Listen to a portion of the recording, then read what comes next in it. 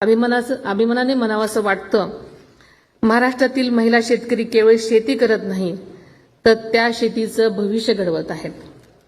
आज ज्या महिला शेतकरी आणि अधिकारी भगिनींचा आपण सन्मान केलेला आहे, त्या खऱ्या अर्थानं प्रेरणेचे दीपस्तंभ आहेत. त्यांनी संकटाचा सामना केला, अडचणीवर मात केली, नवे प्रयोग केले आणि यशाचा आपला मार्ग तयार केला. आजचा हा सन्मान म्हणजे त्यांच्या कार्याला दिलेला महाराष्ट्राचा मानाचा मुजराच आहे. या सर्व यशस्वी महिलांचं मी परत एकदा अभिनंदन करते, त्यांना शुभेच्छा देते. माझ्या सर्व महिला भगिनींना एवढंच सांगू इच्छिते की तुमच्या हातातील नांगर केवळ जमीन नांगरत नाही, तो महाराष्ट्राचे भविष्य घडवतो.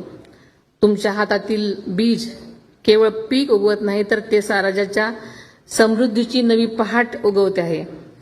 तुमच्या कष्टामुळेच महाराष्ट्राची शेती मजबूत आहे, तुमच्यामुळेच ग्रामीण अर्थव्यवस्था मजबूत आहे आणि देशाची अन्न सुरक्षा सुरक्षित आहे. आपण सर्वजण मिळून महिला सशक्तीकरण आणि कृषी समृद्धीचा नवा इतिहास घडवूयात. मी जाता जाता या कार्यक्रमाच्या निमित्तानं एवढंच सांगू इच्छिते की नांगर धरीला हाती आता मागे हटणार नाही. नांगर धरीला हाती आता मागे हटणार नाही. महिला शेतकरी म्हणून आता कुणापुढेही वाकणार नाही. तंत्रज्ञान